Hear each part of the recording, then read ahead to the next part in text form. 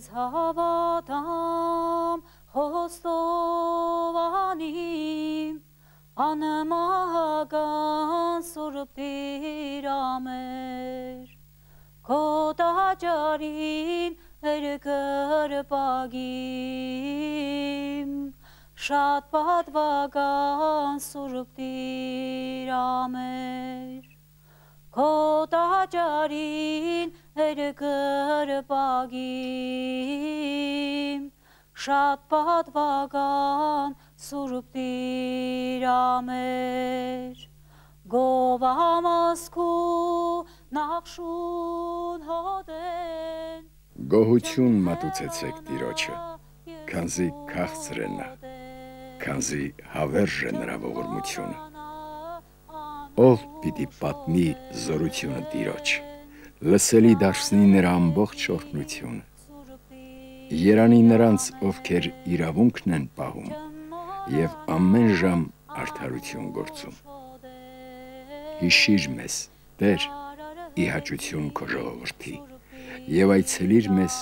քո շնորհելիք փրկությամբ։ Տեսնենք բարությունը քո ընտրյալների, ուրախանանք քո ազգի ուրախությամբ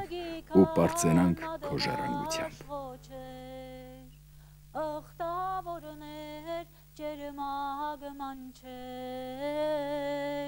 Ջարարհեքիմ սուրբ Տիրամեր ախտավորներ ջերմագման չեր ջարարհեքիմ սուրբ Տիրամեր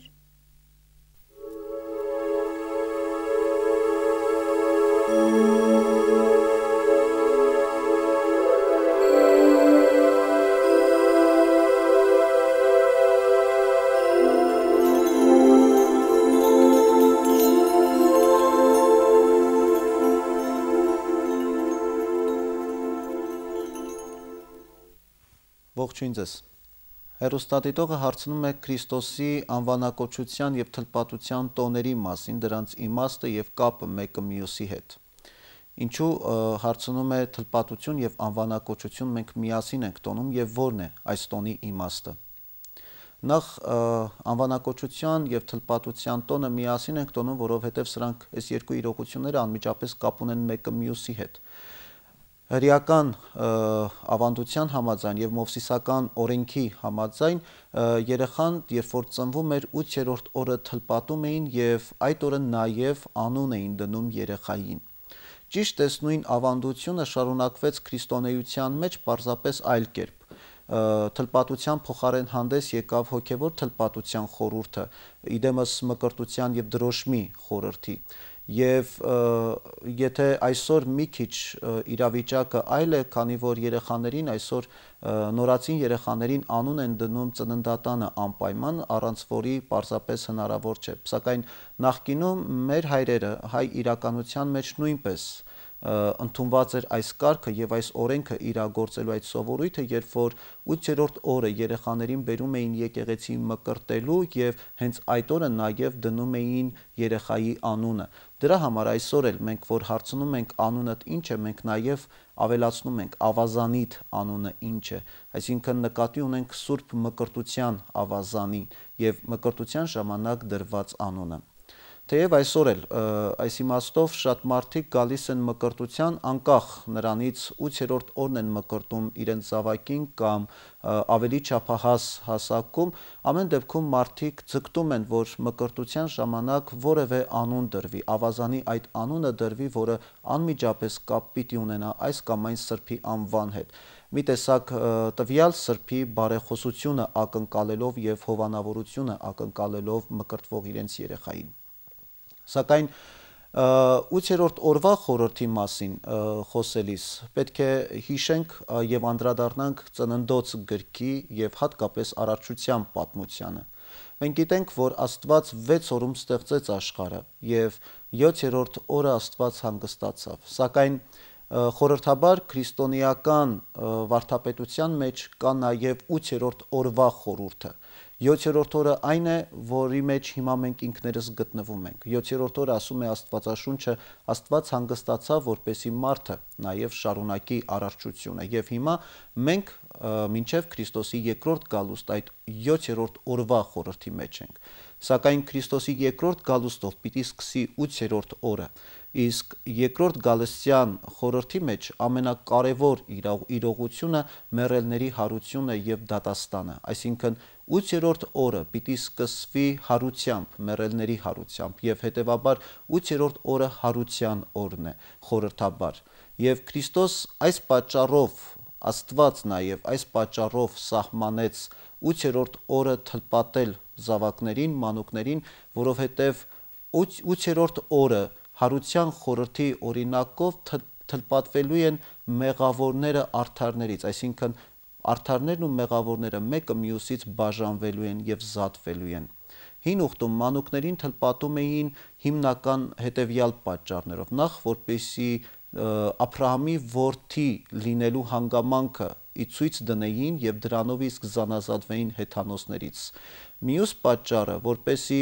սրանով թլպատության խորհրդով մարդկանց ուսուցանվի հատելու եւ դեն նետելու մարդկային ավելորդ ցանկությունները, որոնք վերաբերում են մեղքին եւ մեղավոր իրականությանը։ Հաջորդ պատճառը, ինչպես որ այդ թլպատության հատումը մարդուն ոչնչով չի վնասում, այդպես էլ եթե մեղքից մենք ազատվենք, ոչնչով մենք չենք վնասի մեր հոգուն, այլ ընդհակառակը պիտի մեր հոգին էլ ավելի զորանա եւ ամրանա։ Սակայն քրիստոնեության մեջ թլպատության այս խորհուրդը փոխվեց եւ կարծես թե ավելի շեշտը դրվեց հոգեվոր թլպատության, սրտի թլպատության վրա։ Այն իմաստով, որ մարմնական թլպատությունը, որը 5 կտակարանյան օրենք էր, այլևս կորցրեց իր զորությունը կամ իր նպատակահարմարությունը, այն պարզ իմաստով, որ դա մարդկանց մեջ արդեն ամրագրվել էր որպես սովորական մի ծես, առանց դրա հոգևոր իմաստը ընկալելու եւ նրա հոգևոր իմաստը վերհանելու։ Այս պատճառով Քրիստոս եւ առաքյալները մեզ քարոզեցին ու սովորեցրեցին, որ կարևորը մարմնի թլպատությունը չի, այլ հոգու թլպատությունն է։ Եվ Քրիստոս ինքը 8-րդ օրը թլպատվեց, հետեւաբար ծնունդից հետո Քրիստոսի 8-րդ օրը մենք նշում ենք Տիրոջ անվանակոչության եւ թլպատության տոնը։ Եվ Քրիստոս եկավ թլպատության ոչ թե նրա համար, որ ինքը դրա կարիքը ուներ, այլ եւ պարզապես ինքը որևէ մեղք չուներ եւ բնականաբար այս իմաստով ինքը կարիք չուներ թլպատության, սակայն Քրիստոս սրանով ցույց տվեց Աբրահամի հետ Աստծո կապած ուխտի ամբողջ ճշմարտությունը եւ կատարյալ դրսեւորումը մարդկային կյանքում։ Մյուս պատճառը, որ Քրիստոս թլպատվեց, այն էր, որ ինքը Տերը չխորշեց իր իսկ հաստատած օրենքից եւ կարգից։ Սրանով նաև ցույց տվեց այն իրողությունը, որ ինքը օրինազանց չէ, ինչպես հրեաներն էին կարծում Քրիստոսին մեղադրելով, որ շատ հաճախ Քրիստոս կարծես թե շաբաթ օրվա կարգը խախտում էր եւ շաբաթ օրով բժշկումներ եւ հրաշքներ կատարելով դրանք որակելով որպես գործ, ինչը արգելված էր Մովսեսական օրենքով։ Թլպատությամբ Քրիստոս նաև ցույց տվեց իր ճշմարիտ մարդեղությունը, կատարյալ մարդեղությունը, որպեսզի ինչպես նաև այսօր շատերը չկարծեն, թե Քրիստոս թվացյալ է մարդացել։ Եվ դրանով Քրիստոս ցույց տվեց, որ ինքը նաև Աբրահամի որդին է, ում եղավ թլպատության հրամանը եւ օրենքը եւ տրվեց նաև այն օրհնյալ զավակի խոստումը, որը պիտի գար եւ փրկեր ամբողջ աշխարհին մեղքի իրողությունից։ Եվ քրիստոնեական իրողության եւ քրիստոնեական խորհրդի մեջ թլպատությունը առավել այսօր ընդգծված ու կարեւոր է հատկապես հենց այս իմաստով, որ ցույց է տալիս Քրիստոս իրապես մարդեղացավ, այսինքն ինքը իրականում մարդացավ։ Որովհետև այսօր էլ շատ հաճախ եւ տարիների ընթացքում նախկինում միշտ մեր եկեղեցուն քննադատել են միաբնակության մեջ, ասելով, թե հայ եկեղեցին մերժում է Քրիստոսի մարդկային բնությունը եւ ընդունում միայն աստվածային բնությունը։ Սակայն իրողությունը այդպես չէ։ Սա եւ արդյունքում շատերը մեր եկեղեցուն մեղադրում են կարծես թե հերետիկոսության մեջ։ ցավոք սրտի այսօր հայ իրականության մեջ շատ ու շատ մարդիկ էլ կարծում են հենց ճիշտ այսպես է, որ հայ եկեղեցին Քրիստոսի մարդկային բնությունը մերժում է։ Իրականում մենք միաբնակ չենք եւ չենք ընդունում միայն Քրիստոսի աստվածային բնությունը, այլ նաեւ ընդունում ենք, որ Քրիստոս իբրև աստվածամարդ, ճշմարտապես մարդեղացավ եւ իր մեջ կատարելապես կրելով մարդկային եւ աստվածային բնությունները։ Քրիստոս իր իսկ թլպատությամբ նաեւ եւ իր քարոզչությամբ սովորեցրեց, որ երկու թլպատություն կա՝ հոգևոր եւ մարմնավոր, եւ ինքը անցնելով այս երկու խորհուրդներով ցույց տվեց մարմնավոր թլպատության անցողիկ եւ նյութական լինելու հանգամանքը, որը ժամանակավոր էր եւ որը փրկության առիթ այդպես էլ չեղավ մարդկության համար, կարևորեց հոգևոր թլպատությունը, որը միակ եւ կարևոր ճանապարհն է յուրաքանչյուր մարդու հոգու փրկության համար։ Իսկ այն հարցին, թե ով թլպատեց Հիսուսին, եկեղեցու ավանդությունը այստեղ վկայում է, որ ըստ օրենքի Զաքարիան, Հովանես Մկրտչի հայրը, որպես քահանայապետ եկավ Հովսեփի եւ Մարիամի տուն եւ թլպատեց Քրիստոսին, նրա անունը դնելով Հիսուս։ Հաջորդ հարցը, որ հեռուստադիտողը ուղղել է մեզ, հետեւյալն է. այսօր շատ հաճախ մենք խոսում ենք օրենքից եւ խոսում ենք պատվիրանապահությունից։ Շատ հաճախ ավետարանը հայտարարում է, թե օրենքով չեն փրկվում, ապա ինչին է մեր պետք օրենքը։ Եվ արդյոք մենք քրիստոնյաներս կարիք ունենք օրենքը պահելու։ Աստվածաշունչը մեր նման այս հարցադրումներին շատ հստակ եւ շատ կոնկրետ պատասխան է տալիս։ Օրենքը, ասում է Պողոս առաքյալը, եղավ դաստիարակ։ Եվ երբ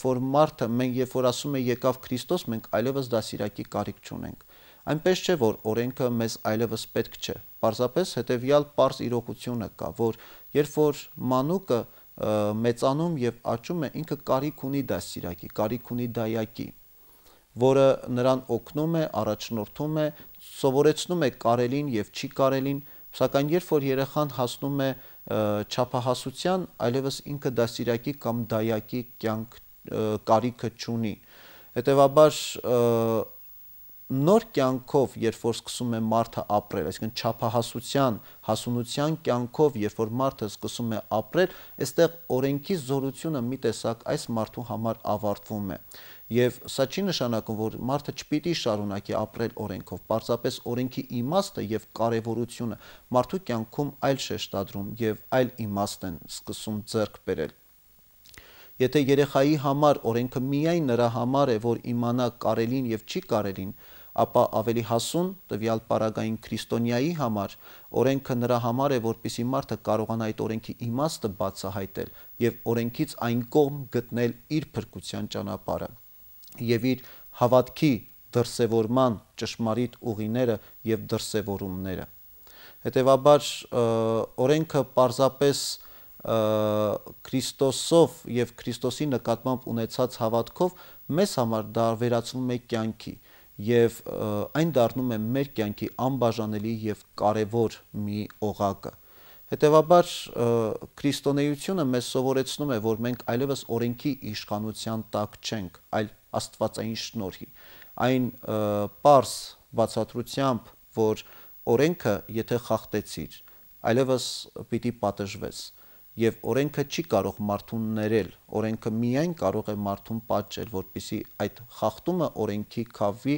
եւ մարդը այլևս անպարտ լինի օրենքի առաջ։ Իսկ աստվածային շնորհը կարող է մեզ ներել։ Աստվածային շնորհը կարող է վերականգնել մեր ընթացքը դեպի Աստված եւ կարող է մեր հոգեվոր բոլոր վերքերը բժշկել։ Հետևաբար այս իմաստով մենք աստվածային շնորհի ներքո է, որ փորձում ենք բացահայտել օրենքը ոչ միայն որպես կանոն կարելիի եւ չի կարելիի բացահայտումով, այլ օրենքը փորձում ենք բացահայտել տեսնելով դրա իմաստը, դրա կարևորությունը եւ փորձում ենք այդ օրենքի տառից նաեւ այն կողմ թափանցել, ինչը չէին կարողանում անել ժամանակին հրեաները։ Խոսքս կոնկրետ հին ուխտի մասին է։ Հետևաբար Աստված հենց այս պատճառաբանությամբ էր, որ շատ հաճախ հայտարարում էր, որ այս ժողովուրդը միայն շուրթերով է ինձ պաշտում եւ երկրպագում։ Աստված հոգի է եւ ինչպես ավետարանը մեզ սովորեցնում, Աստծուն պետք է երկրպագել եւ պաշտել հոգով։ Հետևաբար օրենքը մեզ համար